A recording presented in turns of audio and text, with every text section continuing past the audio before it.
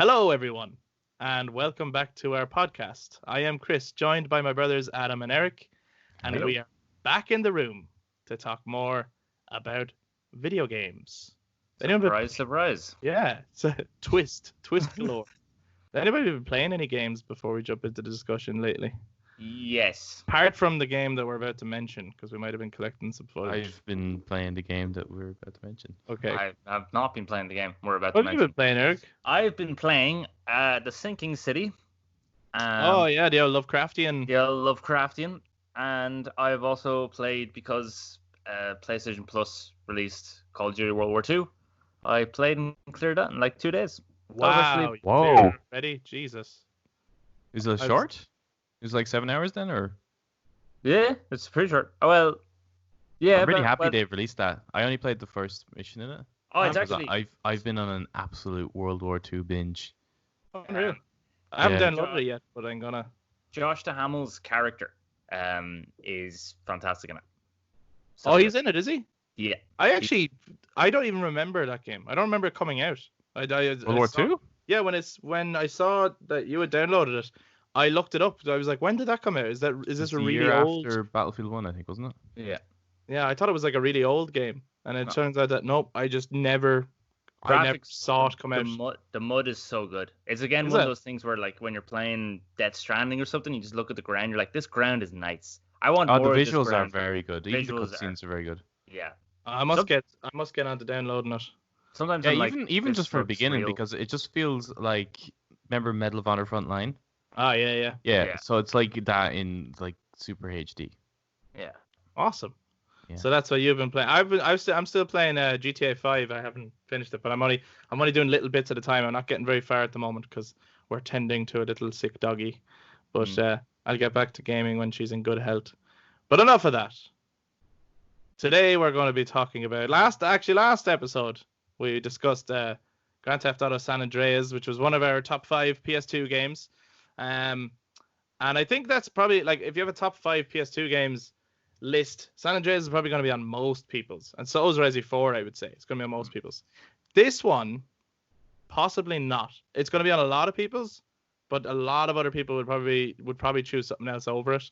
This is definitely it really depends on your own tastes. Like this game is very particular, I think. And much like San Andreas, it has a lot of RPG elements, but it has a lot more because it is an RPG.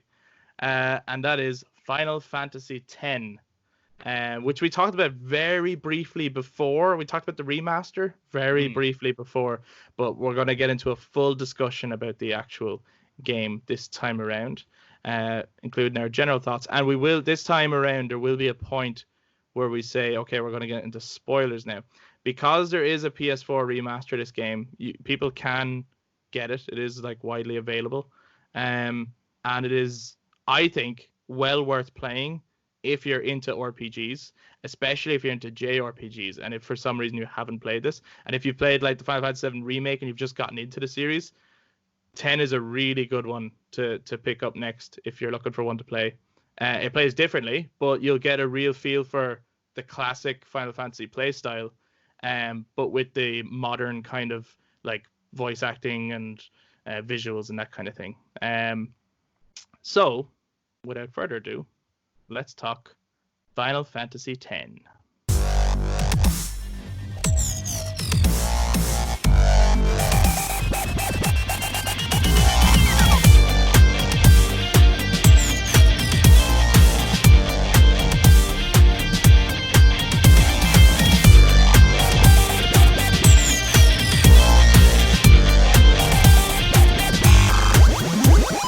Okay, so Final Fantasy X, like we said before, we won't get into spoilers yet. Yeah, so we'll talk generally about the game first, and then we'll talk spoiler territory where we can go into detail of any aspect of the game that we want to talk about. But in general, what are your thoughts on the game? Can I just comment on our backgrounds for a second? Absolutely, yeah. Why? What do you want to say? It's like, Now, hold on. I If think, you're only listening to this, you'll just Oh, have to listen to Adam's descriptions. yeah. Well, it's just the fact that like we just have like essentially just two beaches. It looks like those default kind of. Yeah, it just looks like this just came on the laptop. Yeah. It's Yeah. I suppose that's one of the things in Final Fantasy X. Most of the backgrounds are beaches and islands and things. Yeah. They got their inspiration from like Polynesian culture, didn't they? Or Hawaiian culture or something? Just the kind of islands in the Pacific in general. Just those Asian islands. Yeah, the But- Philippines and so, Indonesia. And, One thing I do have to grant then Final Fantasy X is its beautiful, lush world that is then juxtaposed against a very dark, menacing force. And Wow. watching as this. Wow. That was Wow, said wow, so wow, well. Yeah. Wow. That was Words were juxtaposed. spoken. Yeah, Jesus, they were. Wow, yeah, that was well put. That should be the Urban Dictionary definition of Final Fantasy X. Beautiful, lush worlds juxtaposed against a dark, menacing force. I'm here all week, folks. So good. Yes, Eric, go further. Tell me more. What? No, that's all I got. Well, that's it. For the That's rest your of the thoughts on podcast, the that's it. game. You're Yeah, like, I that's did- all like- I like about it. How about you, Adam? I think it's the. Trying to remember back to when I picked it up. I picked it up after 10.2. I didn't play 10.2 first. What? But what I mean is, picked it Oh, up sorry. after 10.2 was released. Yeah. As Sorry, in, the right. marketing for 10.2 was like in your face all the time. So that's already the first time I've ever seen Final Fantasy, like, taking up covers of magazines, being adverts on the television, posters all over the place. Like 10.2 got a lot of attention, and I remember seeing that kind of going, well, maybe I should check out the first one then. So I managed to pick up the 10 on Platinum, the Platinum kind of cases, those editions, which is essentially just PlayStation Classic editions.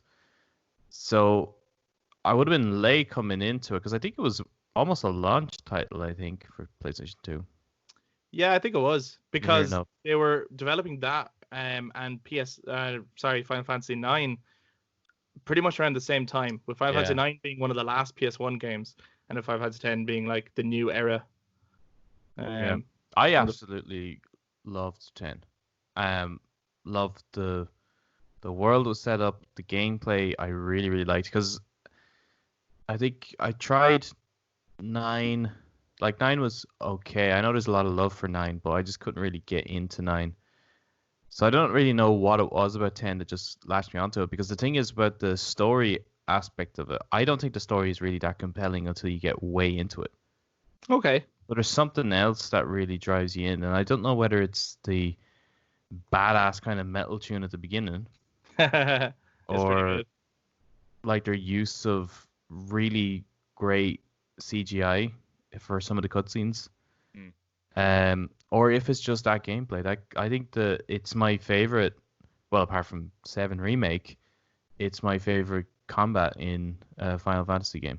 It's very easy to get into anyway, considering they didn't go for that free-flowing fighting style. So by having that, like, because I found while playing like 8 and 9, sometimes I'd find myself waiting. Because, they'd use that time base. You have to wait That's so right. the Yeah, meter yeah. fills up. So I'm kind of like waiting and nobody's doing anything. I was like, but at It's least a bit slow and boring, yeah. At least with 10, though, it's just one after another after Yeah, I another. like the It's all turn-based time-based. thing because you can see who's like kind of Coming up next. coming up, and you can kind of plan your attack. But if you do a different thing, like let's say if you're going to attack with someone, then the enemy is next. But if you decide to use a potion this time, then you can get another attack in before the enemy can attack. So like Yeah, and depending can on what actually you see it do, swap around. Yeah. Yeah. Or if you use like haste on your character, you'll see that now they have like multiple goes before. yeah, Or if you use slow on the enemy, you can see them get pushed back. I've never used more buffs or debuffs than in Final Fantasy X. same, yeah. I think 10 made me a better like RPG gamer. Like I kind of could now go back into something like 7 and like really utilize everything at my disposal after playing 10. Yeah. And I think like it does a really good job of introducing those tactics to you. And one of the ways it does it is by having this sort of rock, paper, scissor battle system. Which is that certain members of your party are effective against certain enemies. At least at the beginning of the game. Obviously you can customize them and change it up later on. But at the beginning of the game, your character sets have certain classes that are specifically designed to attack certain types of enemies.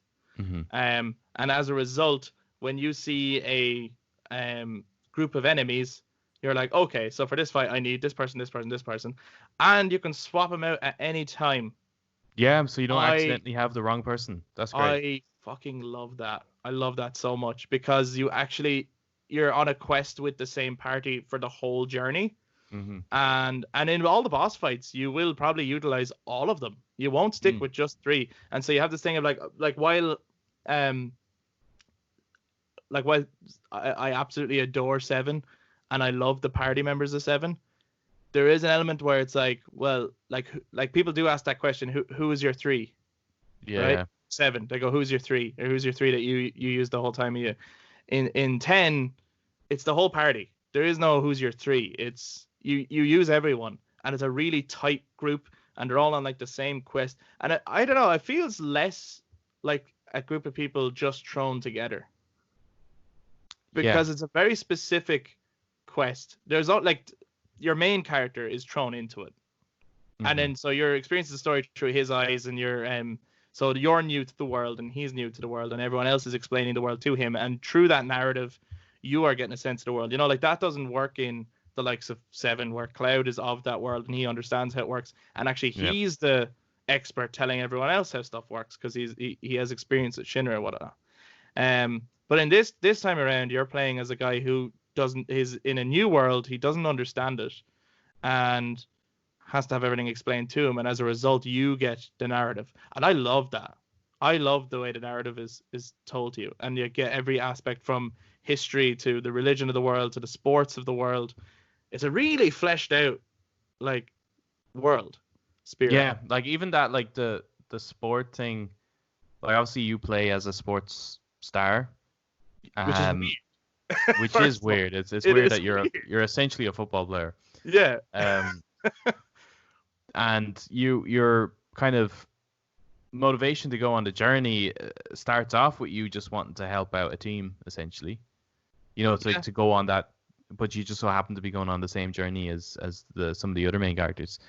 But even the combat system, the fact that you're talking about you can swap people out, it's like, well, you have people in reserves, people are on the bench. Like the fight is like how you approach a football match or a basketball match or something like that. So you strategically want to like not necessarily put your worst people on the bench. You may want to keep your best man on the bench for like as a reserve nearly, because you can get them down with the first few and then swap them out, hit them really hard with your best and stuff. So yeah, that whole sport thing is like the whole way through the game, which I really think is there's a metaphor there in the mechanics, isn't there? Yeah. What do you think of the combat, Eric? We've kind of like casually gone on to the gameplay there. Yeah.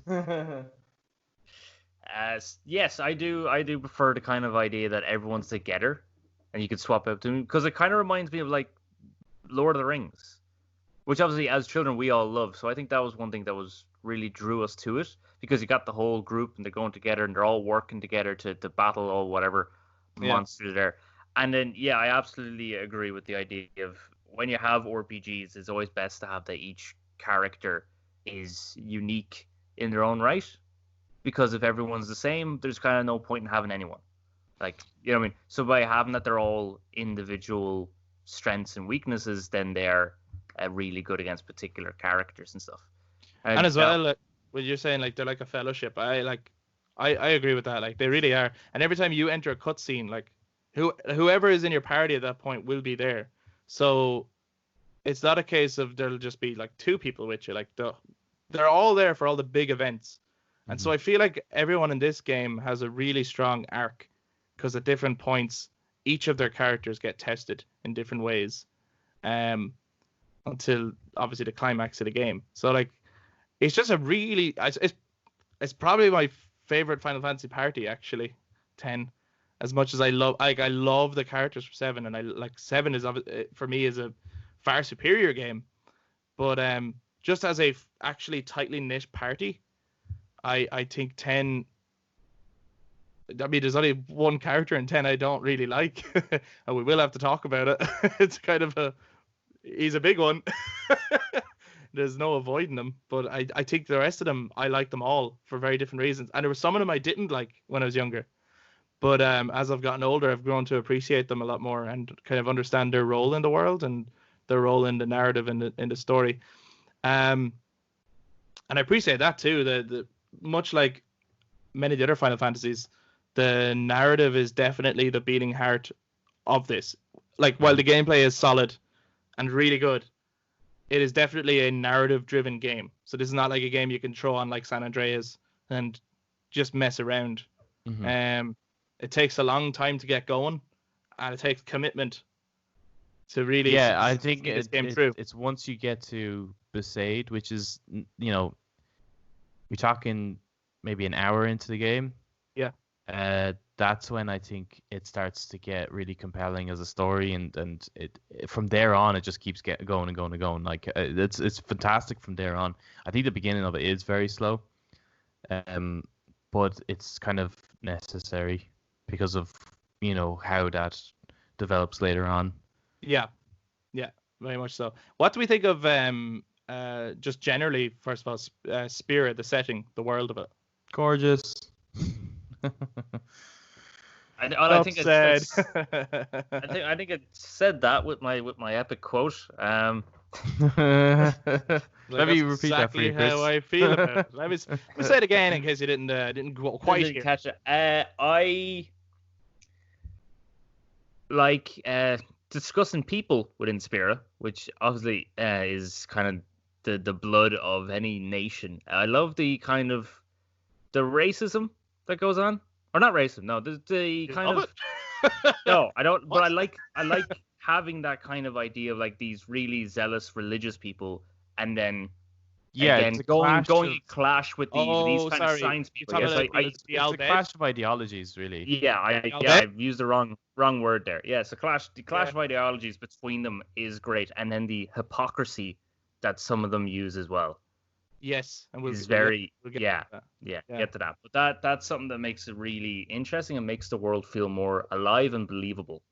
Yeah, and I think like your quote's bang on. Like, the world is absolutely beautiful. It's gorgeous. It's a place that if you could visit it, you would. And I even like, I don't know what it is. There's something about the name Spira I like. Like it just sounds really, I don't know, bright and beautiful. And yet there's a strong theme of sorrow all throughout the game, and they discuss sorrow and despair and death and hopelessness all throughout, and they have very little things to entertain them, right? They literally just have this one sports game called Blitz and their religious faith, and that is essentially it. And their religious faith is, in this context, is like survival technique too, because it is essential to their survival in this world, because it is the only method to battle sin, which is the big monster. Basically Godzilla. Basically, yeah, it's basically like kaiju. Is that what they're called? Yeah, kaiju are the big monsters from Japanese. The Japanese monsters. Yeah. So it's definitely like it's just such a perfect setting for it to kind of pick that kind of Indonesian culture, because whether they're dealing with tsunamis, which is this game definitely is touching on, like sin is almost Mother Nature that constantly, and Mother Nature is something you can't control, you try your best. There's the clash of being kind of traditionalist without using machinery versus trying to modernize and use that against, and that's kind of touching on, I suppose, the struggle that Japan would have had, whether it's coming up to the 1900s to even World War II and stuff like that. The struggle that they had with trying to go back to their roots of trying to be like the more feudal style Japan versus being more westernized and stuff. So there's a bit of that in there as well. It's such a cool setting, and it's such a unique Final Fantasy. Like there's none before it and there's none after it that there's anything like Final Fantasy X. Yeah, I think I might have said it before, but the main like story writer behind 10 had said specifically that they wanted to challenge. So like I said, 9 and 10 were kind of made around the same time, or they're being worked on at the same time.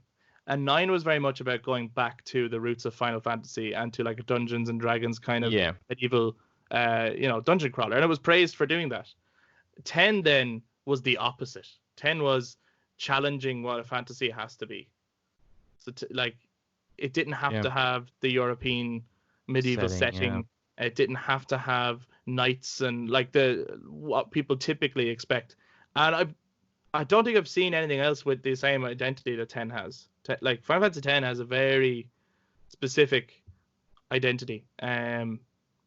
It's very unique, and I think it's weird. I always find, like, even though it's based on Indonesian culture and Filipino culture and all that stuff, there was aspects of the game I found so relatable to Ireland, right?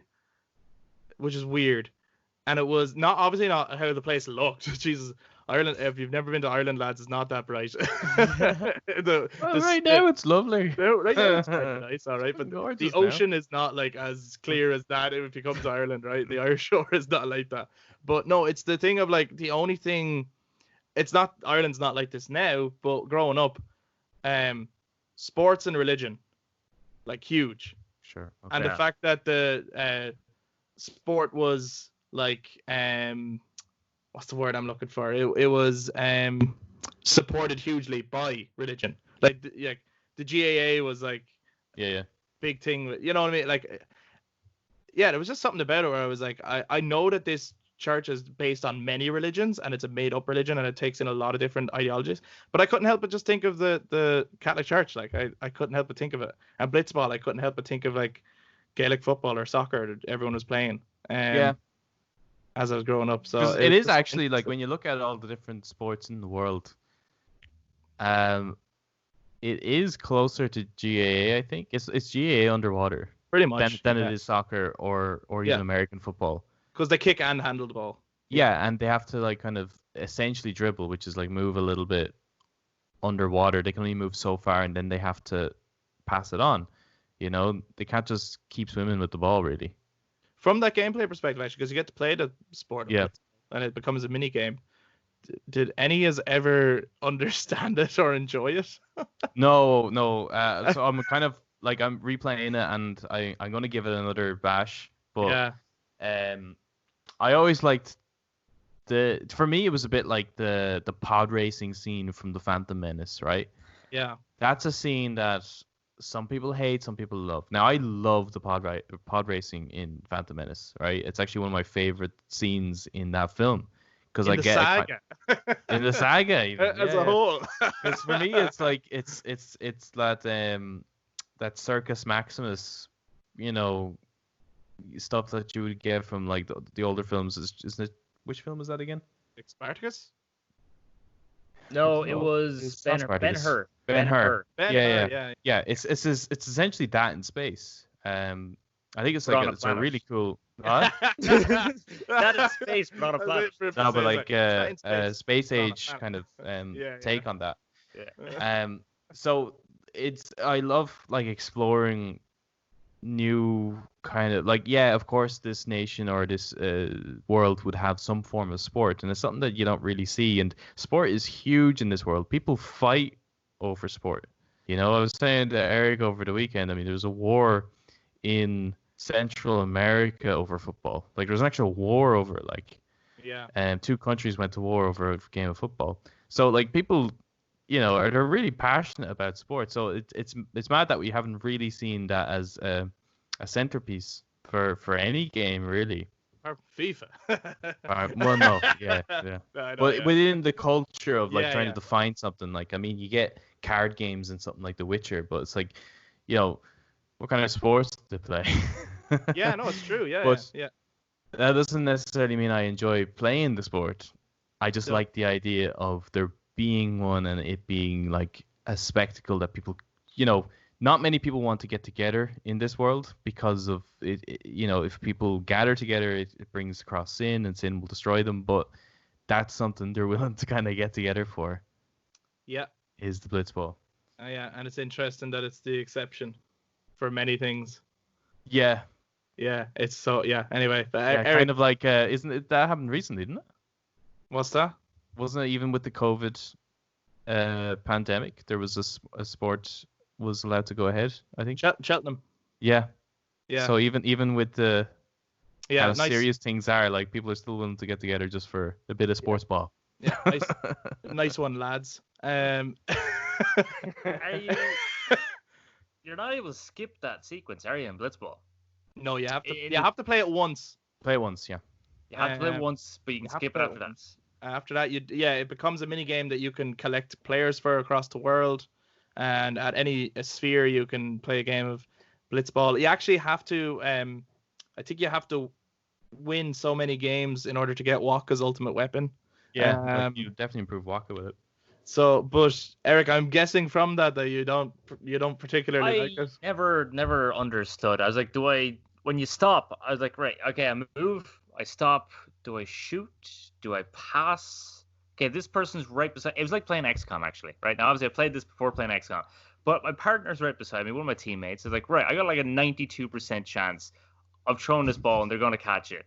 Oh no, I throw it and the guy way on the other end of the bloody floating sphere, he caught it. I was like, I didn't even throw it that way. What the hell? So no, I didn't really enjoy it. I do it because it has to be done, but I don't want to purposely play it. Much like Adam said, I appreciate the Blitzball's there. I love it as a story element, and I think it's such a cool looking sport, and I hadn't seen anything like it. And I think it's a fascinating thing that, yes, in a fantasy world I'd never thought of before. What kind of sports do they play? Because sport is a huge leisure and our existence. So if you're reflecting on our world, there should be a version of it.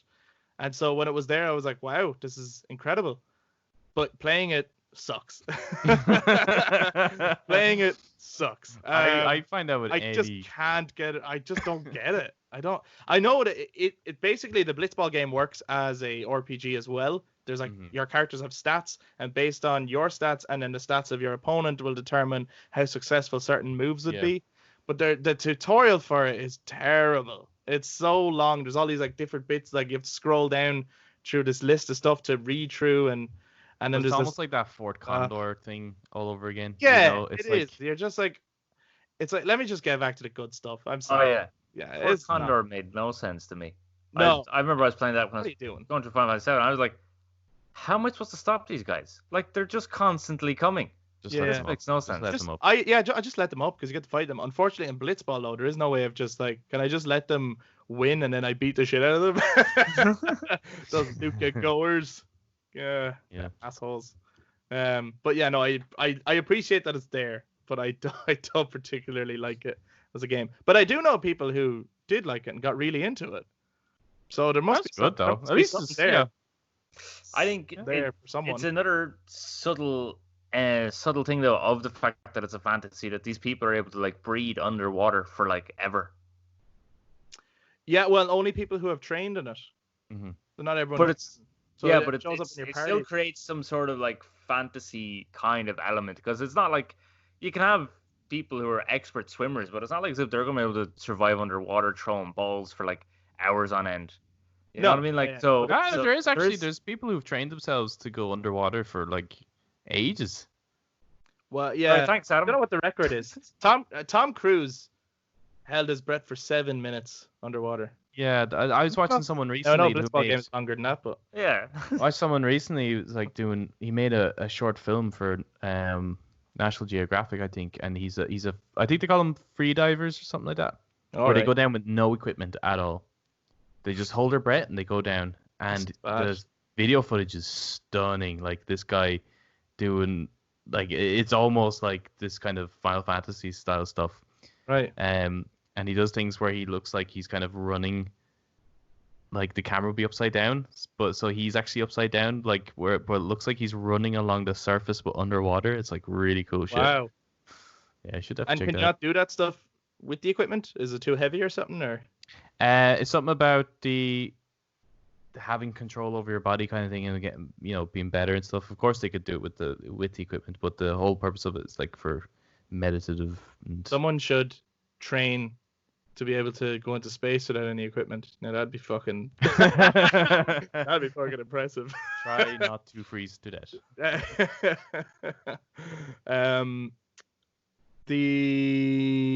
Where was I gonna go next? I don't know. We're on Blitzball. Blitzball. No, it's actually no. Yeah. Go to Killica Port. This is a good another sequence. aspect of gameplay actually Okay. that they do very differently in this Final Fantasy to other Final Fantasies, and it's not really getting into spoilers, but it is part of the story. Summons Mm. in Final Fantasy X. That's so I don't know cool. about you guys. My favorite. I don't think a Final Fantasy game has done a better take on summons than 10. Might have better designs, Yeah. but not actually like a better way of utilizing them and actually putting them in the story. Like the story is centered around summons and summoning. Yeah, they're so well integrated. It's so good. They're actual characters. Yeah. I don't think we can really.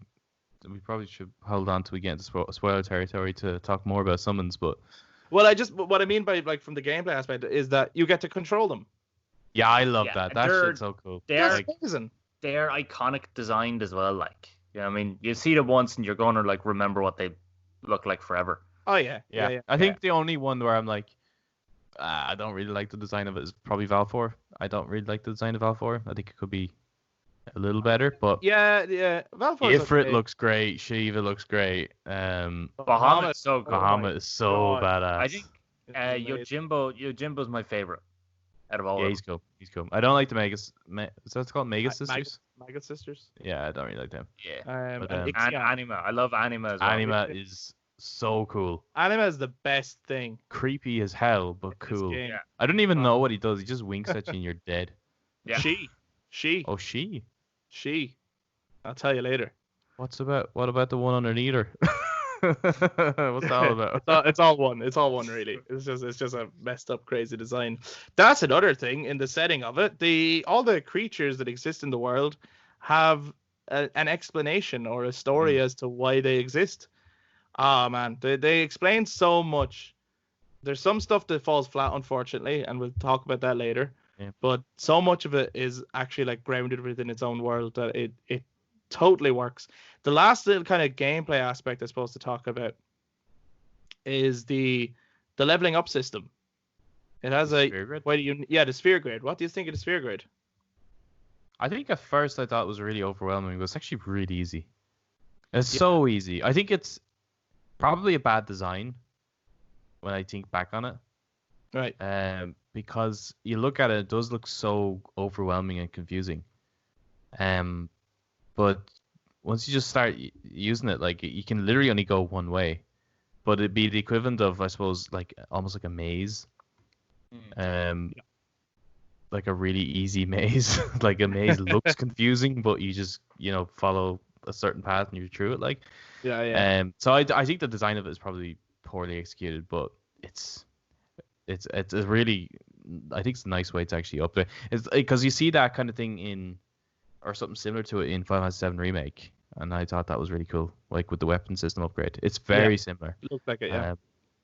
So I do like that type of upgrade your character, giving you control over what they learn. Yeah. What about you, Eric? Fan of the sphere grid? I like the sphere grid. I can't really remember if it had much of an impact on me because it's been years since I've played it. But I remember first time I played it, I thought every single character had their own sphere grid. Right, yeah. Then I played it again recently, as in a couple of years ago, and I was like, oh no, everyone's connected and it's massive. And I do like that everyone can learn everyone's ability. Yes. As well. I do like that. So everyone starts off as their own unique strengths, and then they get everyone else's strengths, so that, depending on the situation, like if you use Lulu, who uses elemental magic, if she ends up dying during combat and you have no more Phoenix Downs or something like that, at least you have someone else who might have learned her abilities to be able to use, and so on and so forth, which is a very unique and interesting way of doing it, rather than just the standard, when you level up, your health just automatically increases, and you have your own set of abilities because that's the class you chose. This way, it's like... I've never used I don't think I've ever used the basic sphere grid or whatever it's called. When you start the game, you can choose between two different sphere grids. So I've never done the basic one. I don't know what the differences is. I actually don't know the differences either because I don't think I've done that one either. I'm having a moment where I'm like, there's kinds of spheres in this. Yeah. Well, actually, yes, there are kinds of spheres. Sphere this was grid, sorry, kinds of Ability sphere spheres grids.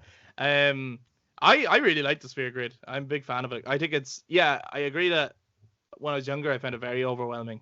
But in my last few playthroughs of it, I've I think it's it actually is very linear at the start, until then later on in the game you start getting other types of spheres like teleport spheres or transport spheres, where you can now make your character start off at a totally different part of the grid, and now you have a choice in what direction now you want to take the character. So the game will start you off in a certain, each character will start off in a certain kind of class as such, based on their best skills or abilities, and you will upgrade them in those places. So like very early on, Titus or Titus, I don't know, I call him Titus.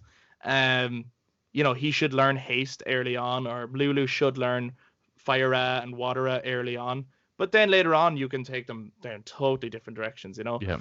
And it's a fun one with Kamari, actually. Kamari always starts in like a neutral place.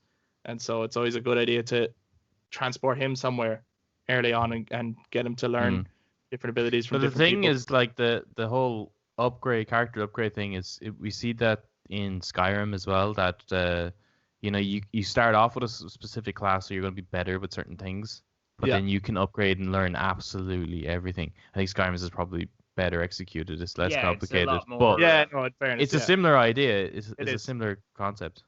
Yeah. It all comes back to Skyrim. Now we're Always. talking Now we're about talking about Skyrim. We have to stop. We're not allowed to talk about it anymore, actually. We got a letter of complaint. I'm only joking. We might have. This is the first, not only the first Final Fantasy to have voice acting, but I think it's the first to have a linear story, like a linear path.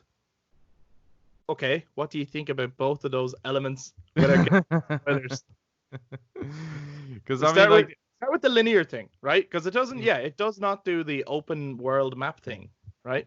Doesn't really have an overmap. Did it bother you? Well, you see, I only played 7, so up until that point, I only played 7. Dabbled in 9.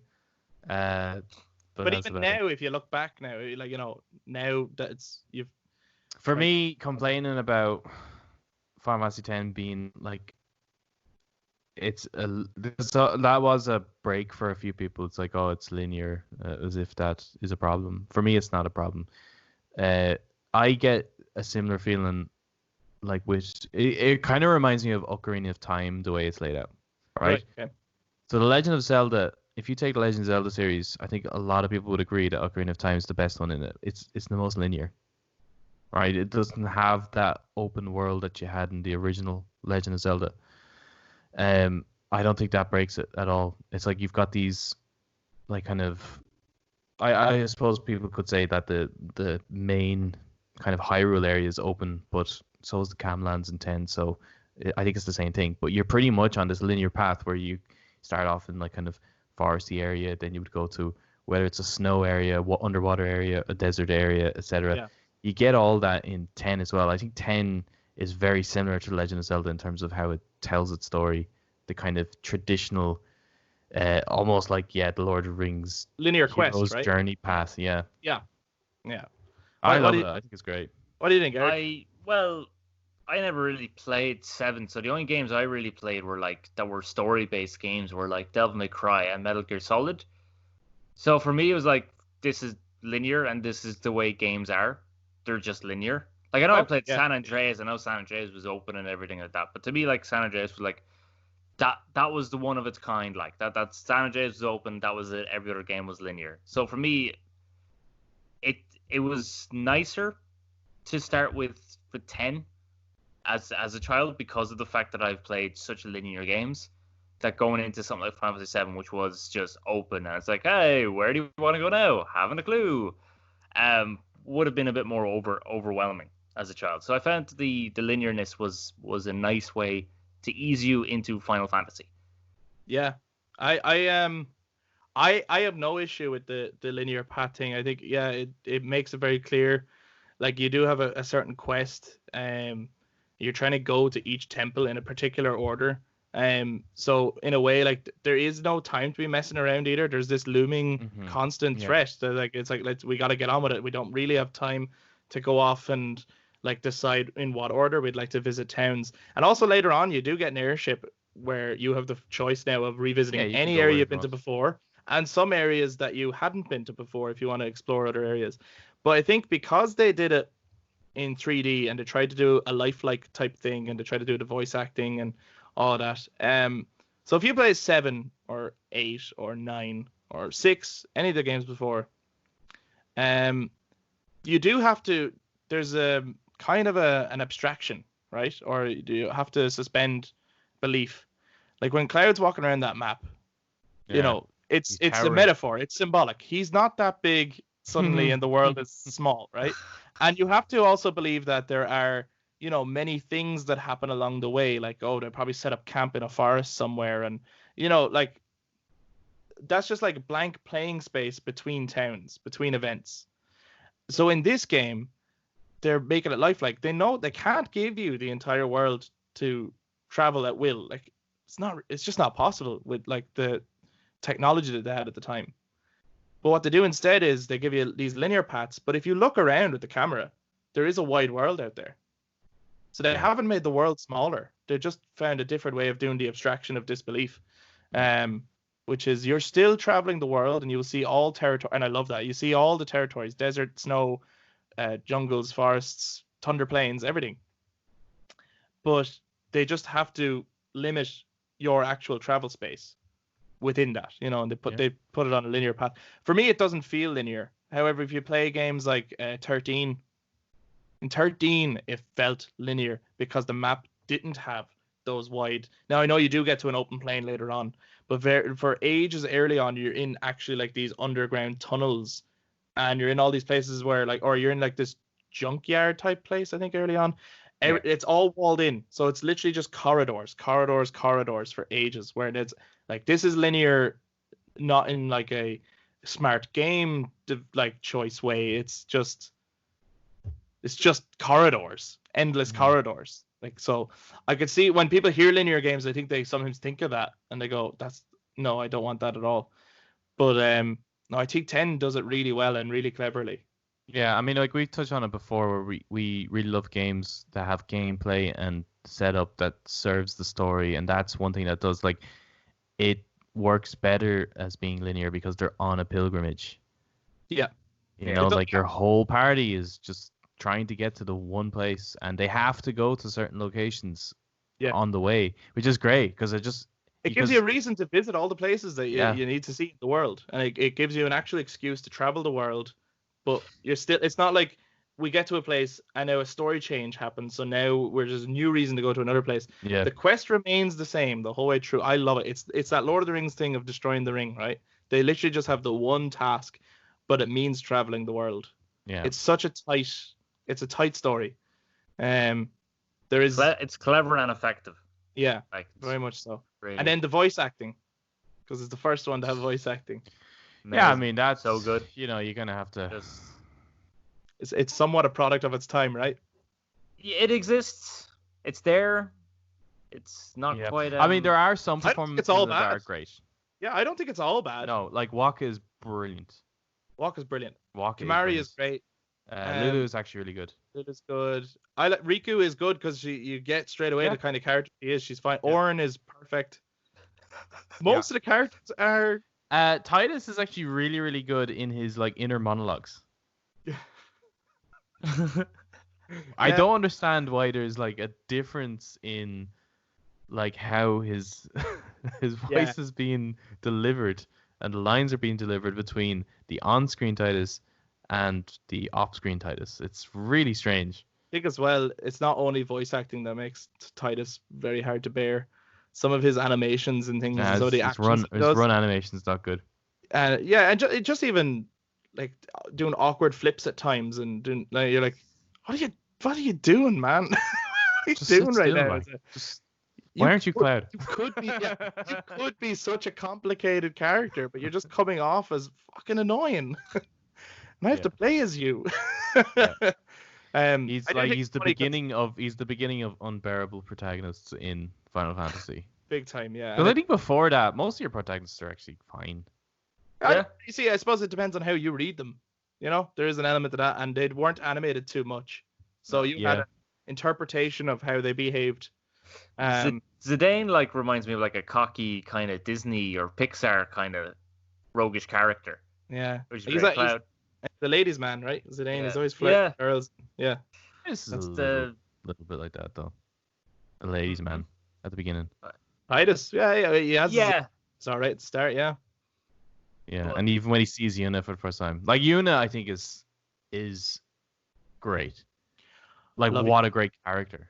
I don't know, like, I mean, if they like in some miracle decided to remake this game, I wouldn't mind like the recasting, like what they did with 7. Oh, I wouldn't mind that at all. So it's not necessarily like Yuna's performance in it is fine. It's not amazing and it's not bad.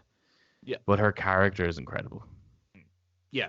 Like such a fantastic. We'll get into them very shortly. The other thing, the last non-spoilery thing that I think is worth talking about before we get into now actual story spoilers and talking about the characters in greater detail is the music. The music. The music to Final Fantasy X, lads. Fantastic. It's unbelievable. Even just some of the environments, like some of the walking around each place has its own style of music, and I love that again is another one where music was iconic. Like the summons designs and the creatures designs, the music is iconic and it sticks with you. I think it was the first Final Fantasy that Nobuo Uematsu did not fully score. He worked on some of it, and you can hear it in some places. In some places, you can hear his kind of work. You become very familiar with it. You're like, that sounds like an old school kind of Final Fantasy track. But he didn't fully work on it. He said, I think, because I read up on it, he'd kind of run out of inspiration, which is fair enough. Yeah. You're trying to write so many, like hundreds of tracks for, 9 full-length games previous to that, and there might have been little side games in there too. Like, and some of the story elements are repeated. You're going to find it hard to. Yeah, and I think it's fine having the multiple different kind of composers coming in and working on it, because there's so much like we talked about the clash of culture or the clash of ideologies, or like there's even not actual time travel, but what seems to be some form of time travel. So therefore there would be a disconnect. I really love the prelude tune that in every Final Fantasy. Yeah, it's really like 80s kind of synthy pop. Yeah. While you're in Zanarkand, that's so cool. That's really cool. And then there's that main team, the to Zanarkand piano team it's beautiful and emotional every time, and it captures totally the actual essence of what the game is.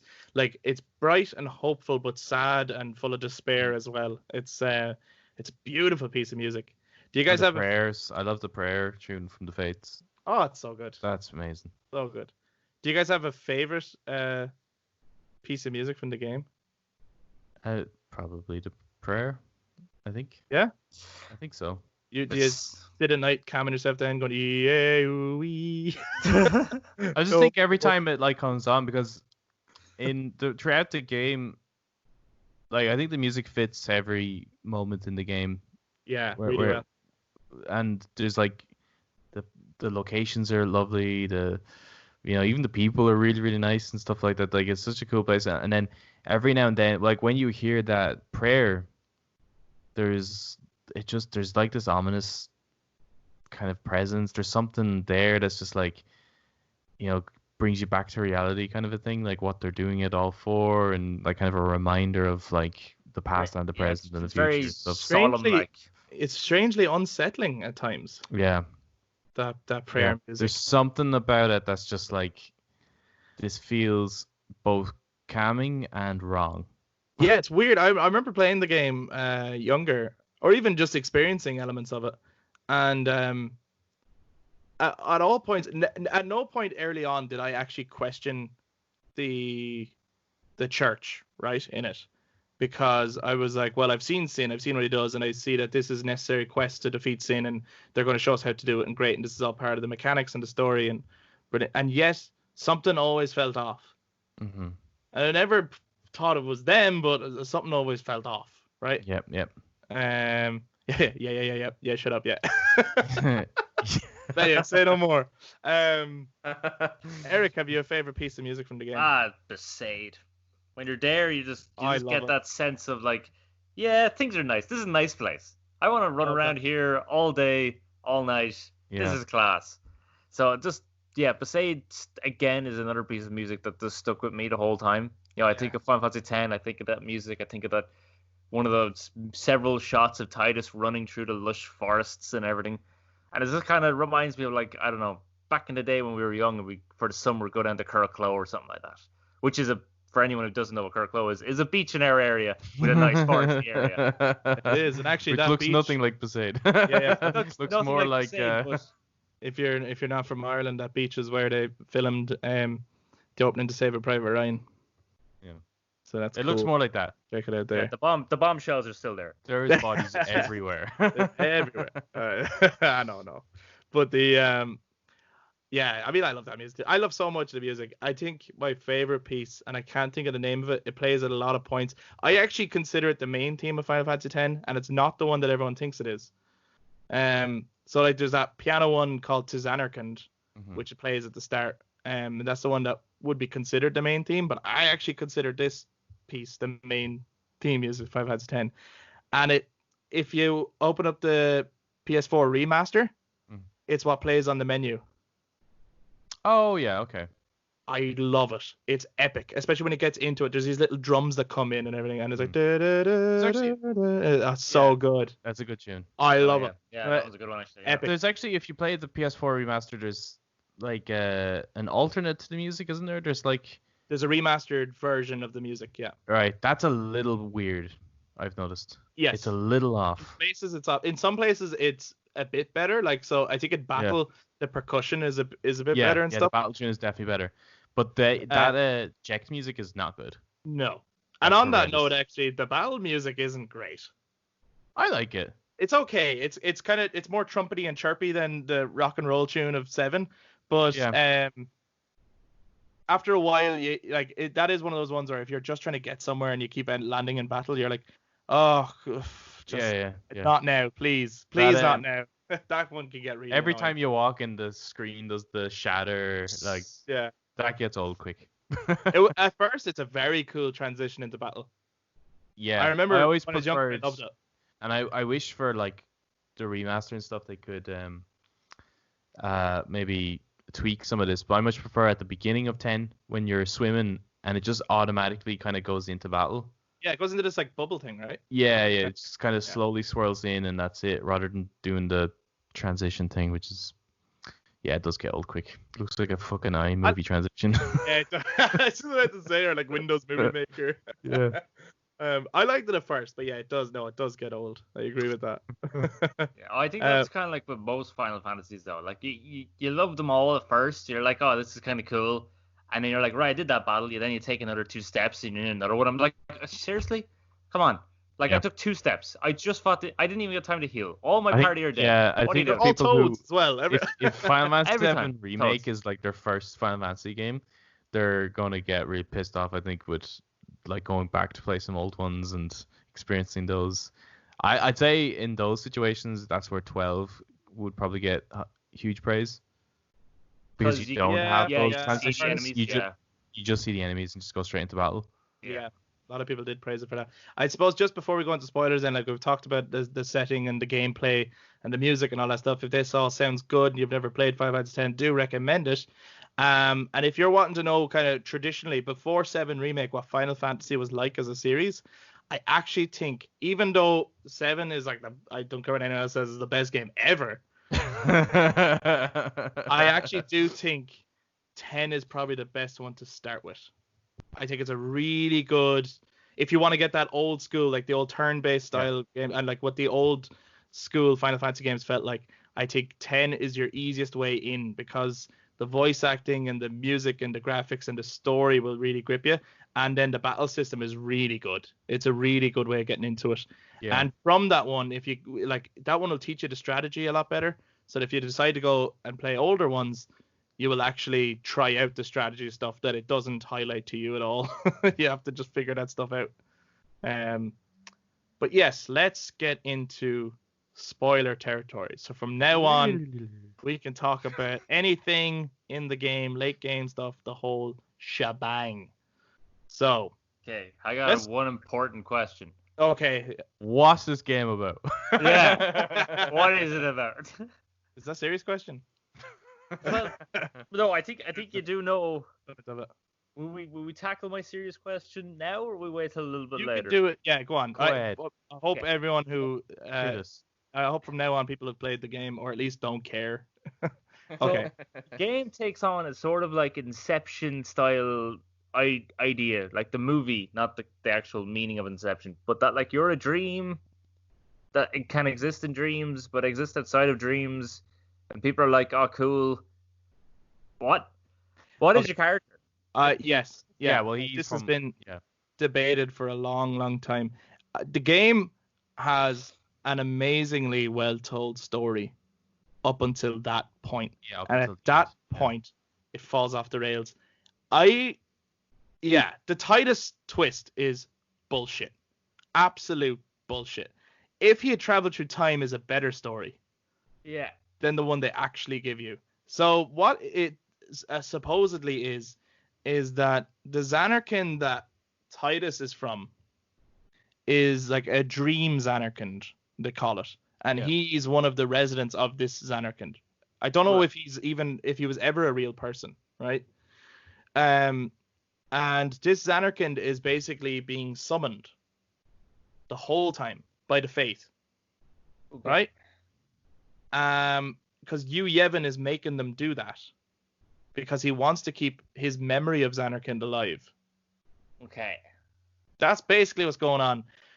They don't want to keep doing this, and so they're asking you, can you please kill Yu Yevon and let the dream die?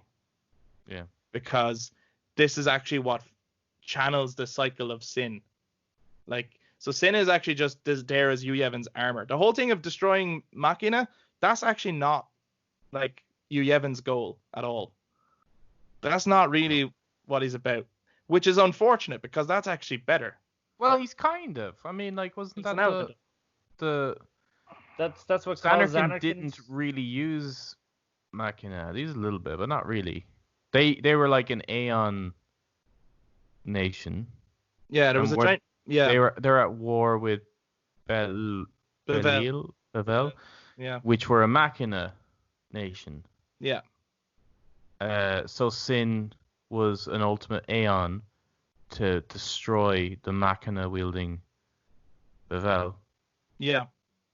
But they actually lost. But if they had kind of left it at that and not complicated further. Yeah, that would have been. Where it gets complicated as well, it's like, okay, even if you can, and I don't even fully understand then what Titus is or what any of that means, but even if you do grasp that, so Jecht leaves there, becomes Sin, but he's like, was he ever a person? You know, because Jecht becomes Sin, and then comes back to Dream Zanarkand to take Titus out of Dream Zanarkand into real. What and then going on? Titus has memories of Jecht, which he wouldn't have ever met. No, but I think Jecht is his father. Jecht is his father, yeah. Oh, God, this is too complicated. Let's move on to other stories. Sorry, yes, the twist is probably the weakest part of the game. And actually Titus as a character. Like on paper, he's an interesting character. It's just the way he's executed. He's unbearable. He's unbearable. It's kind of, it's like I'm telling everyone they should play this game, but at the same time, you're gonna have to put up with this fucking annoying. Well, the overall premise is really cool. Like the whole, like they're going on a pilgrimage to gather Aeons. Yeah. To be able to get the final Aeon to destroy Sin. And that's as far as they know, that's the journey. And the summoner that's going on the pilgrimage knows that they have to sacrifice themselves in order to do this. So the whole way they know they're going to die. And I know, and I love that. That's a fucking cool story. And it's only for 10 years. And the rest of the party know this, but nobody wants to talk about it. Yeah. And so your character Titus doesn't know this and is falling in love with her, and along the way and actually when you replay it, those scenes are even stronger because Yuna always seems sad and you don't really know why, and at times you're like, will you just cheer up, will you? And but what it turns out is like he's saying things like, when we beat Sin, maybe we can hang out more together, or we could go. I'll take you to Xanarkin. I'll take you to one of my Blitzball games. And she's gone, I'd like that, but she's real quiet because she, as far as she's concerned, she's going to die. That's her. She's going on a quest to sacrifice herself so that Spira can like chill out for 10 years. Yeah. Yeah, that's it. That story is fine, and that twist is good because you don't know that twist because you're seeing everything through Titus. Yeah. So that's a fine twist to have. No, that one's good. Yeah. Yeah. No, the Titus one. That's a good one.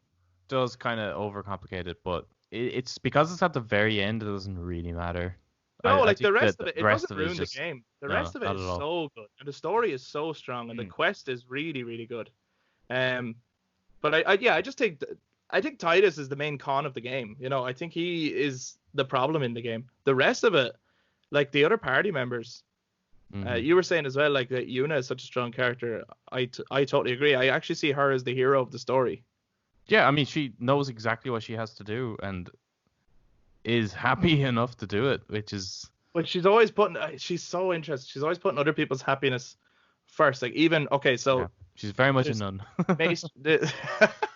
There's Maester Seymour, and she has no feelings for him. But there's a point where she nearly agrees to marry him because she thinks a wedding might make people in Spira happy for a bit.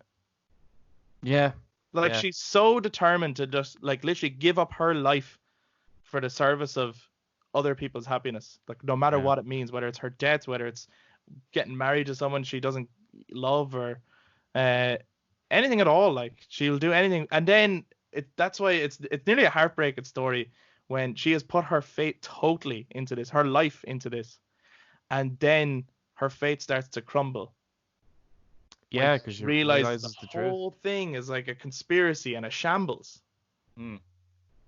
But it says a lot about, like, I mean, whether it's the whole, a hero knowing they're going to die, and just trying to, like, make everyone else happy around them and do the best they can. Yeah. In that short period of time. But it also says a lot about, like, the idea of just such a huge, I wouldn't say controlling society kind of thing, but the way they create their own enemies in order to maintain some sort of fate. Yeah. Oh, by allowing. Yeah, I mean, Sin. By allowing the dead to become monsters, like, or. Well, not just allowing the dead to become monsters. It's like Sin is created by Yevon, the god of the game. Yeah. So you can kind of see like that Sin is the ultimate evil, the Leviathan of the story. Yeah. So in order for there to be a good guy, there has to be a villain. But the fact that the good guy made the villain, in his eyes, he's the good guy. To maintain some form of worship over him and continue the path, which would ultimately maintain that the bad guy Sin is continuously brought back to life, and maintain that sort of cycle, that sort of religion. Yeah. I just think that it just says quite a lot, really. Whether it's it doesn't matter what type of organization it is, whether it's like a country, that has some sort of military force. Well, in order to be a military force, you have to have a villain, so let's arm them.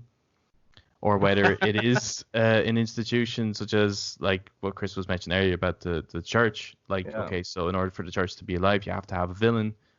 Yeah, the most ultimate villain is, in this case, the Leviathan. Yeah. I do. That's another thing. I love Sin's design, and like nearly everything about this whale that can fly and also swim, and then every time you hit it, all of its bits become living creatures. So it's almost like it's almost like a single, like single-celled organisms, the way they would just split. Yeah. And then like their split would become alive, and then it just so that it itself could just constantly spread as well. But I love that story. Like how sins can spread. I love that story aspect that like if Sin's spawn have fallen wherever Sin has been, they have like these response teams like the Crusaders or the Chocobo Knights who are like we have to kill Sin spawn because he comes back for them if you leave them too long. Yeah. Mm. And so and then they try and use that to their tactic, right? They like start collecting Sin spawn, And use it as bait. use it as bait to bring Sin for a big battle, and it's such an epic scene. And it's there not only to be, it's like, okay, we need to do something big and exciting because we haven't done something big and exciting for a while. There's been a lot of running around and just doing kind of grinding fights, but also to show you that even with these huge weapons and this huge army, like, there is no other way to beat Sin. Like, the quest is the only way to do it. So everyone's been telling you it, but now it shows you it, and it shows you what Sin can do. Like, Sin does this big wave thing that like evaporates people on the beach. Oh, that's so cool. So like, wow. There's a bit of, like, I suppose, like the Avengers Infinity War kind of a thing to it. Yeah. With the disintegration of everyone and stuff, but like, yeah, it's cool. That's really cool. It's such a powerful, and I think, is this the first time an enemy is not like a humanoid? I don't know. I can't say that for sure. I don't know. And sometimes there's like a big monstrous force that's behind the humanoid thing. Yeah, there's always you always have to, as Brian said, you always have to fight God. You always have to fight God at the end, and in this one, very much so. But actually, I was gonna ask, who would you say is the main villain of the game? Oh, it's definitely Yevon. Yeah, definitely. What do you think, like, Eric? there's multiple villains throughout. Like, there's bad people throughout. Yeah. But Yevon is the ultimate enemy. It's kind of like, who was the enemy? Who's the bad guy of, like, Nazi Germany? Like, although there was multiple horrible people in command, we can all point the finger to one man in particular, and that's Yevon. Yeah. Like, if we're talking about the overall story of Final Fantasy X, like from the creation of the world, then it would be Yevon, because like Hitler, I mean, he did start the whole chain of events. But isn't it that Yevon isn't, like, at this stage when you're playing the game, Yevon is not aware of actually what he's doing. He's become so. Yeah, I don't think so. I think he's become just a creature. That's just working on. Well, yeah, he has become a parasitic he's become like a form, fiend which is so that just cool. possesses. That's so cool. Yeah, he'll possess which is why anyone who becomes the final Aeon becomes the next Sin, because he'll just possess it and then spend like 10 years transforming it into the next Sin. Yeah, so like in the game, he's not aware of what he's doing. He just does it on instinct. I think he's just doing it. Yeah, I think the church, the actual Yevonites, like the Maesters. Yeah, they're bad. I think I don't think Yevon asked to be worshipped. I think they're just using him because it doesn't matter what you worship as long as everyone's listening to your rules. Yeah, but like the fact that Yevon is, I mean, without Yevon, you wouldn't have those. No, but that's why I was saying that, like, if in the whole context of the world and the history of it, Yevon is the antagonist, but within the game itself, because Yevon's not aware anymore, he's not really the enemy. So therefore, the Yevonites would be the kind of more evil force within it. I kind of think so too. I kind of lean it towards that as well. I think the Maesters, because as well they know the truth, right? Like, they actually know that they actually know Yevon is inside Sin. They know what causes it each time, and they don't want the cycle to end. Because if the cycle ends, they don't have this scapegoat thing where it's like, by worshipping us, we can save you, and by doing the pilgrimage, we can save. You know what I mean? Like, and then they're using all these machines and stuff that they're not telling anyone about. Mm-hmm. And some of them are dead. Yeah, Maester Micah is dead the whole time. Yeah, sneaky bastard. That's a big no-no. Yeah, like that's exactly. You're supposed to get sent, which means he's a fiend. So I do think, and then of course the Maester that's attacking you throughout the game, Maester Seymour, he's a big baddie. Yeah, big Betty. I'll just think of him. He's cool, but he's an interesting villain. His voice gets a bit annoying after a while. Well, I think that's what makes him interesting, is that he doesn't sound like a bad guy. You know what I mean? Like when he's talking, and when you first meet him, you kind of think, oh yeah, it's just. No. When you first see him, they have the creepy music. Yeah, and you're like, oh, this is the bad guy. was like, he's got spiky hair and long nails. He's a bad guy. And, Come on. like, if you look at his fringe, it's the exact same as Sephiroth's. You're like, right, Yeah, well, he's it's the like- villain. There's a Final Fantasy villain right That's there. a It's like, villain fringe if and I've he's, ever seen and one. he's got his chest on show, just like Yeah. Sephiroth and Kuja. You're like, oh, come on, this is Final Fantasy villain 101. Okay, all right.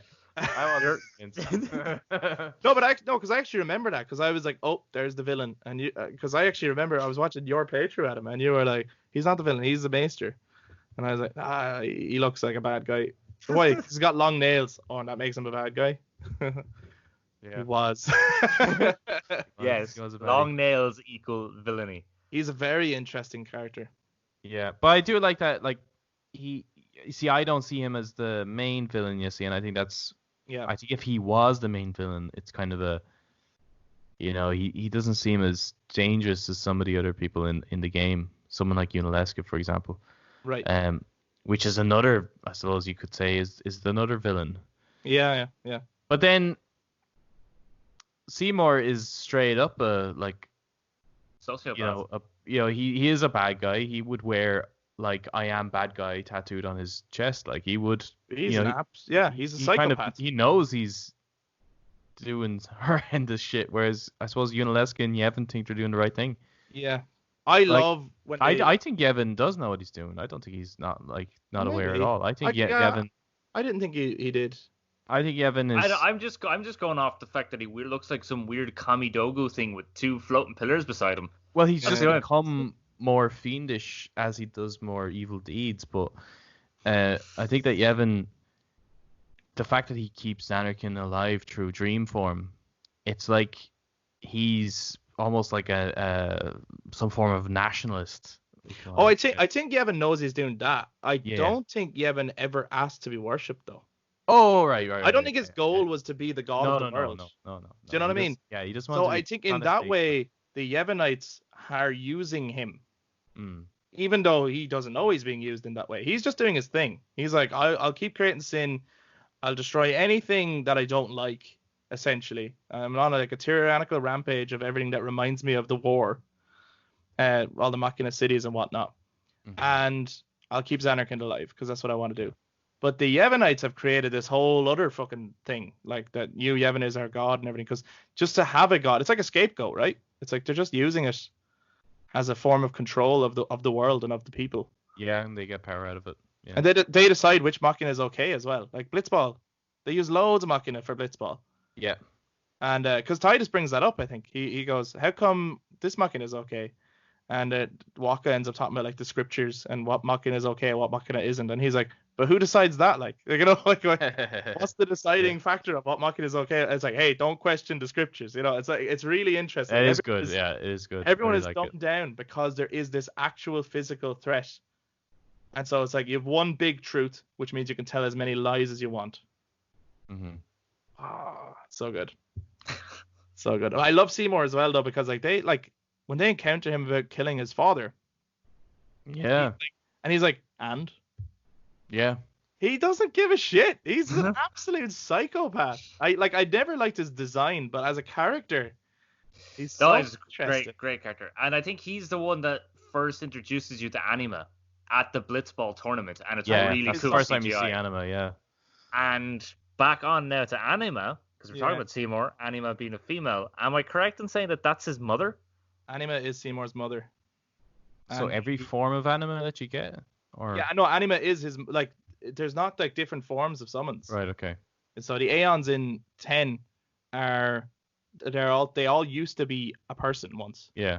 They willingly, it's not like they killed themselves as such. They willingly decided to die and give up their soul to become. So their soul does become a fiend as such, but because it's part of this ritual sacrifice thing, it becomes a very different type of fiend, and it becomes the Aeon, right? So their soul becomes the Faith, which gives rise to the Aeon. So each of them used to be a part. Like Yojimbo used to be a wandering mercenary. I think he was part of the Crusaders. Some of them you actually do get a bit of their backstory. Bahamut's that kid, isn't it?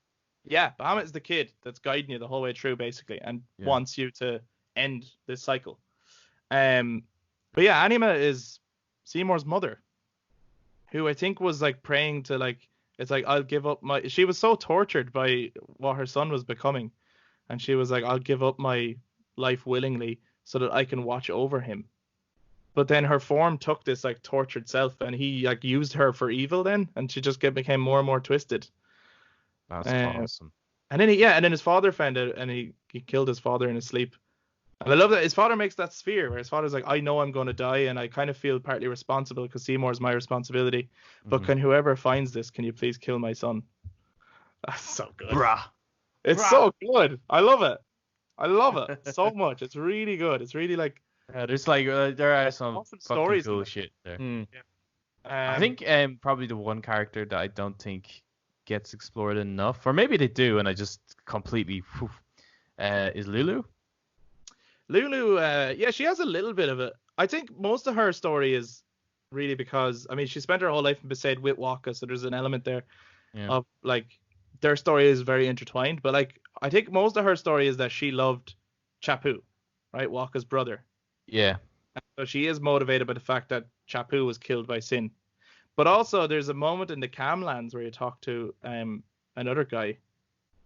Or no, sorry, if you go down, there's this cave in the Camlands. You don't have to go into it, but if you go into it, Lulu meets the ghost of a summoner. Lulu has been on the pilgrimage before, and she failed her summoner. Mm. And I think that plays into why she's so strict and quite cold and quite like. She's a great. I love Lulu. She's cool. She's really cool. But I do think there's like you just don't get enough of her throughout. Like you get a lot of like, although not directly from Riku, but because she's Albed, you hear a lot about the Albed. You get Riku's story then, and then same with Waka with Chapu and even Yuna throughout. Kamari you get because of dealings with the Ronso throughout the game. And then finally at Mount Gagazet and stuff. But Lulu's just the one where it's like, so what's your deal? What's it this the all teddy? about? What's it the teddy fair? Yeah, what's with the teddy and the belts? You think for belts? Like she's such a cool character. Well, maybe that's what makes her cool is that she's so mysterious. There's an element of mystery. Who's your favorite party member of the out of the characters? I'm going to say Orin just because that when I did. I mean, come on. He says like he's kind of like I don't know like he has a great Strider game, nearly. Yeah. You know what I mean? Yeah. Like he's Yeah, when he's he kind of comes the when he's Aragorn. come in, it's like he's the veteran and you feel safer with him around. You do, yeah. And he knows everything that's going on too, and he has a great twist. Which twist? Yeah, his twist makes sense. Like when you find out his twist, you're like, yeah, grand, okay, cool. I'll work. Wait, are we talking about the twist that he's dead? Yeah. Yeah, right, okay. okay. He's dead all along. Yeah. Like that Brilliant. one works. Yeah. That one was fine. Right? Yeah, no, it's Just just Titus is the one that's just like, what? I Titus don't know one. what the fuck's going on. But even that like little subtle hint that when you go into the Dreamlands, is that what it's called? The Dreamscapes? Yeah. And You know, Dreams Xanarkand? No, the Dreams one Xanarkand. where I think you're Where in. people go to die? Farplane. Farplanes, yeah. Farplanes. And Orin decides, no, I'm gonna stay out. Like, Yeah, he yeah. doesn't no, tell you yeah. why, you but can't go he in, hints yeah, at us. Yeah, They're giving you the little hint, yeah. Yeah. And even and then Jiskel Guado, which is Seymour's father, it starts to come out and everyone's like freaking out. And Orin says, Yuna, send him. And Yuna's about to send him, and Orin for a second starts like kind of like coughing, and he does this kind of thing with his hand to like wipe away the sort of spell, and he backs off a little bit for a second. Mm-hmm. Which at the time is, you don't really know what that's about, but it's because if he gets too close, he could get sent. Yeah. It's. I love that wall as well. The fate. Is it the fate wall kind of thing? Yeah. With all the people, like a giant mural of people. Yeah, there is a mural very similar to that, isn't there? And I don't know whether it's a Holocaust one or whether it's like a Hiroshima style mural. I think there's something. I think I know the one you're talking about. Yeah, it kind of looks like. I see Eric's confused there. Yeah, it kind of looks like the Dragonborn wall thing in Skyrim as well, with all the people, on top of each other. It So there's another all Skyrim comes back to Skyrim. Oh, it comes back to Skyrim. Have you guys got a favorite part of the game? Whether it's like a moment in the game or a place in the game or just the combat even or. Oh well, it has to be like when you're anytime that rock music comes on, especially the start. I love the start. You're in Zanakin. Look at this new like advanced New York almost or something like that. Yeah, I mean it reminds me of that kind of. And you're playing as a sports star, blah blah blah. You're going to do your game. It goes CGI. The first time ever has CGI like cutscene. The guitar kicks in. Sin comes out of nowhere. There's Orin standing there like Batman on a gargoyle or something, looking at it as the entire city starts to get sucked up and into like Sin's weird vortex. That's such a good sequence because it really sets the whole stakes and tone of the thing. Yeah, it's so good. I think mine is probably another cutscene, which is another Blitzball cutscene, and that's when Seymour summons Anima. Yeah. I think that moment I think is really cool. There's just something about like you're being saved by something that looks demonic. Looks like something out of Silent Hill or something, you know? Like Oh, it's horrifying. I think there's a lot. I don't know which one is my favorite. I really just love the whole adventure of it and the quest of Yeah. it. I think that's my favorite aspect of the game. So I think there's like moments where like early on when you're just at night traveling on the boat and you can just walk around and talk to the different people and get different perspectives from people and then like they see Sin and they shoot the hooks into Sin and they're trying that's a really they're cool like bit. they're like yeah. at this moment we are willing to kill all of us. Like they even they know Sin's going for Kilika. Actually, yeah, no, that's my favorite bit. Oh, Kilika is awesome. That's my favorite bit. That's Sin's on that's his it, way yeah. to Kilika. There's people with the harpoons and like Walker's like, what are you doing? Like we'll get pulled under. And they turn to Yoon and they go, my lady, please, our families are in Kilika. Yeah. And she's like, do what you got to do. And suddenly you're in this battle with Sin, and it's hopeless. Like you just can't beat it. There's no like no matter what you're gonna do. And it's then very just like always a Kilika. Moby Dick style story kind of Yeah. going on as well. Like I love that. And then you see it destroy. You see it absolutely obliterate Kilika. And when you get there, there's like this sad music, and there's people going, I can't find my wife or I can't find my child or whatever. There's other people who have been affected by the toxins and they've lost their mind. They go, I can't remember who I am. And you just kind of see like this is what they're fighting for. And you get to see Yuna do the dance thing, which of course becomes the artwork to the cover, her first sending. And it's this beautiful cutscene as well. And everyone's crying and the spirits are coming out of the water. And you're like, wow, this place is hopeless. Yeah, and it's such a nice spot too, and like that kind of it's weird. It's the most real moment in any Final Fantasy, because it's like whether it's names of places is losing me. Like in the Caribbean, what's that fucking place in America or just off America? Haiti. Oh yeah. Remember Haiti, yeah. like that. Whether it's that or I suppose any area that gets obliterated by of course. tsunami or a hurricane or anything like that, like it's very much like that. You just when you get to Kilika, you see the aftermath of it. You see all the wooden huts that are just like completely destroyed. Like this was such a lovely, peaceful place, and but yeah, it's odd that that's like the most real thing in a Final Fantasy game after driving a car in 15. Right, yeah. and I think as well, there's as annoying as I find Titus, I do like that he starts off as a character who just wants to go home, and then the more he sees, he actually becomes invested in the quest, and it's not just because he falls in love with Yuna, but he actually at every step of the way, and when he finds out that Sin is his father, that it's Jecht. And he has all these, he has his daddy issues. He hates his dad, and he sees now that his dad is not like his dad. He feels his dad ruined his life, but he sees it ruining everyone's life. Yeah. And he's like, I want this to end. Because that was something I never really quite understood was the relationship between Jecht and Titus, because it obviously does start off with Titus absolutely hates his dad. He has dreams every now and then of his dad bullying him and stuff like that. And then later towards the end, he kind of makes peace with him. Was Jecht purposely building up hatred so that he would have the strength to, or at least willingness to take on his father? I think that's a cooler twist. I think if that was it, it's good. I don't think that's what it is, because I think those memories are real. and I don't think Jack ever knew he was going to. Yeah, You know what I because if they're both part You of don't, the because he he left out of when Titus was a kid, didn't he? Yeah, but there's a moment where but he was Oh, I kid suppose, for yeah. he was You know what I kid mean? for many years, like no, before Jack left. he knows that. Oh my god! Wait, what? Biology? What? Realize that? No, Oh my god! there's a All their moment dreams. where Yeah, there's a Titus moment is where talking to Jack- Yuna, Yeah. and he kind of realizes, he says something about, he has a memory of his mother with Jack, and he's crying for his mother, and she's like, I'll go to him in a second, because she doesn't see Jack enough, so she wants to spend a bit of Right. time with him because he's always off on tours, and then Jack actually says, you should go to him, he'll cry if you don't, and she's like, no, he'll be okay, and he ends up saying to you, and it's like, I think the reason I hate my old man, as he calls him, is because whenever my mom was around, she just didn't want anything to do with me. So it's really just a jealousy thing. Like, Jack was just like a sort of a tough love Damn. sports star guy, right? Like, I don't think Damn.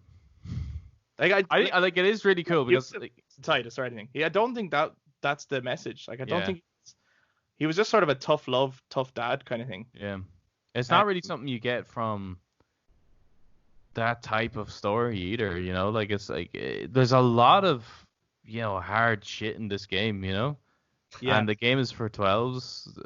yeah. You know, like. It's And yeah. the fact that the guy you play as is this dude that still has kind of a teenage angst and has hatred towards his father because his father is slightly mentally abusive. Yeah. Like that's some deep shit to try and.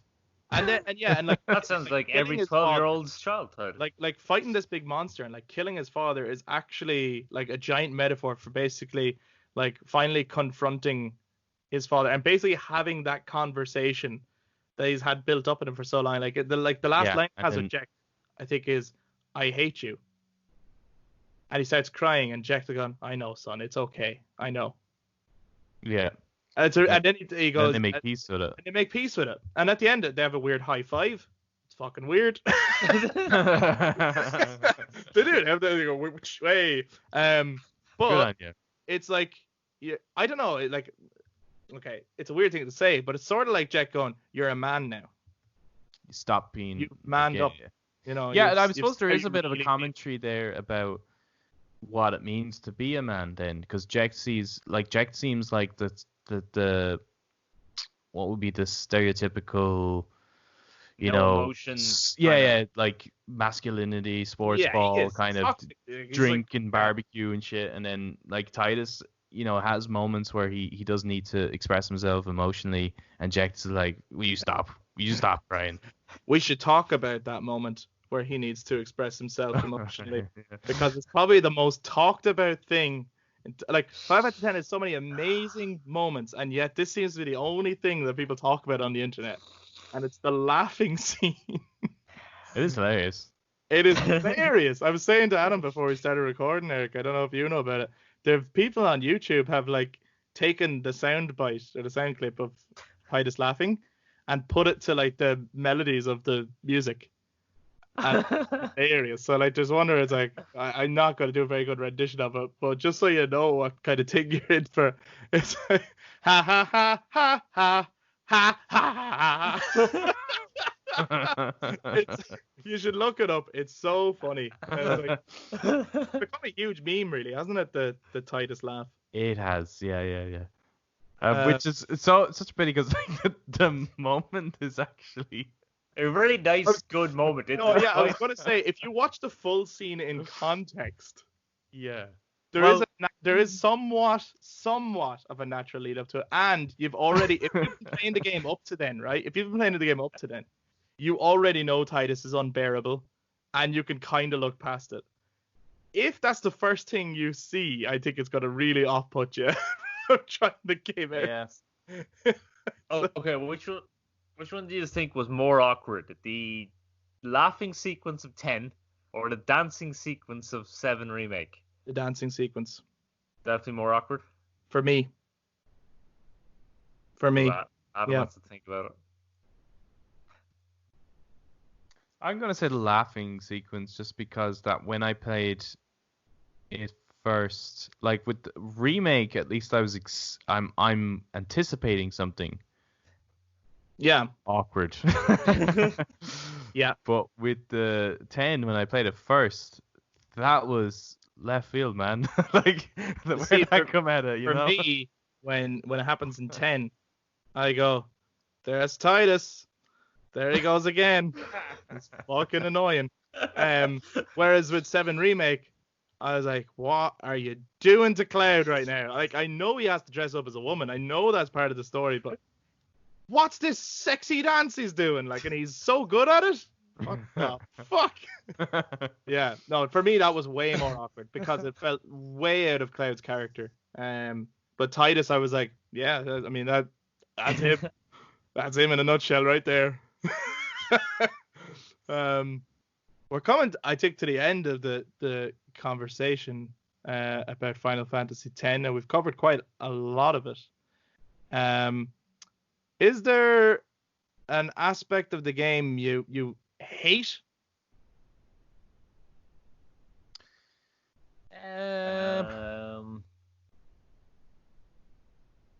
Blitz ball. No. Yes, maybe actually. Could be Blitzball.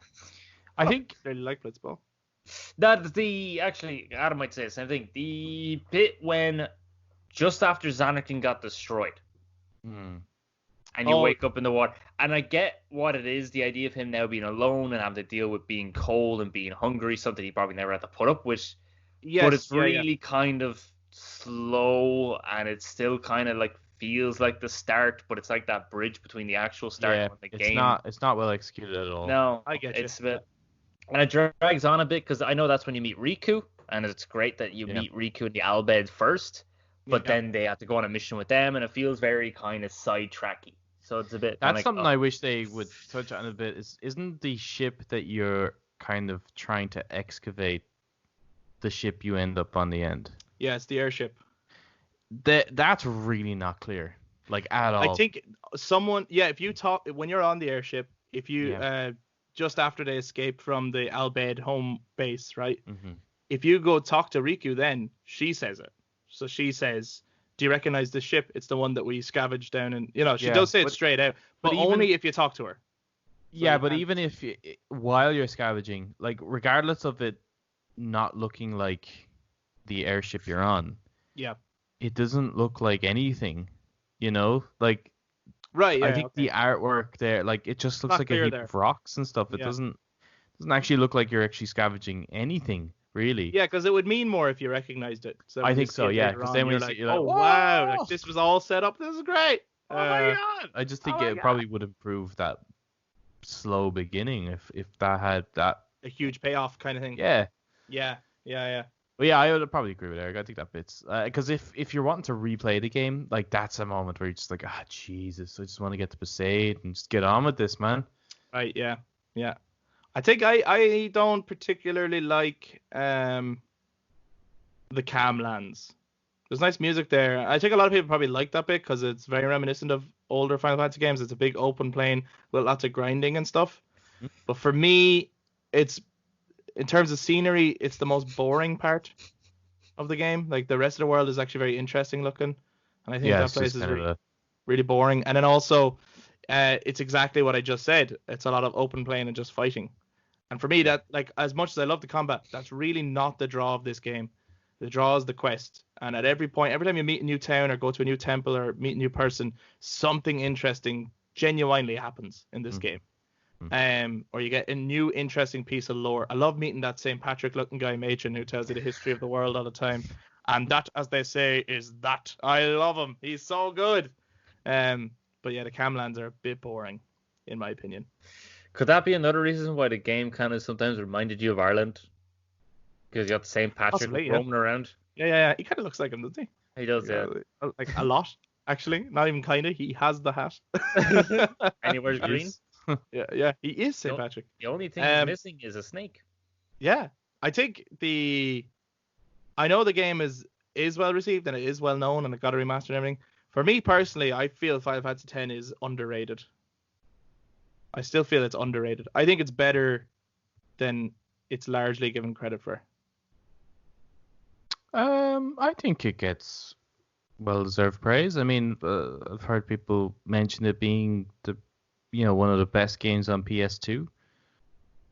I know there isn't a whole lot of Final Fantasy games on PS2. There's like 3, isn't there? That's it. Yeah, pretty much. 10, 10, 2, and 12. Was 11 on PS2? That's PC, right? I think there is a PS2 version, just unless I just don't think people really played it on PS2. It's more of PC. Yeah. I guess then there's a 3. Yeah, Mo. What do you think, Eric? I think it gets decent enough praise. Do you think it's overrated, rated enough? My generation, I haven't met very many people from my generation that play Final Fantasy games, so it was never really something that was actually talked about that much. Yeah, my generation was Call of Duty Zombies. So nice. That was it. They didn't play anything else.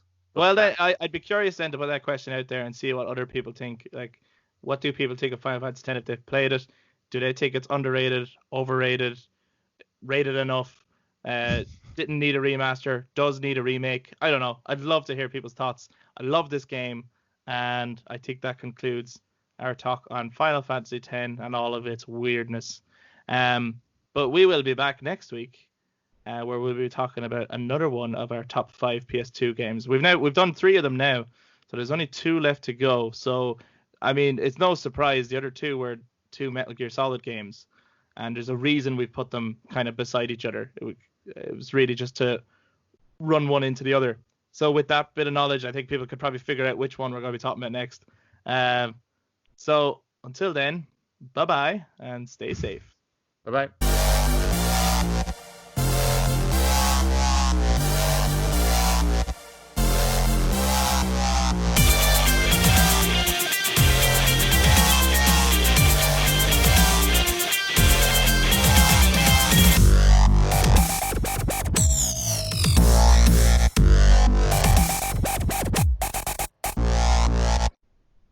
So you didn't want to talk about 10 too? No. Nope.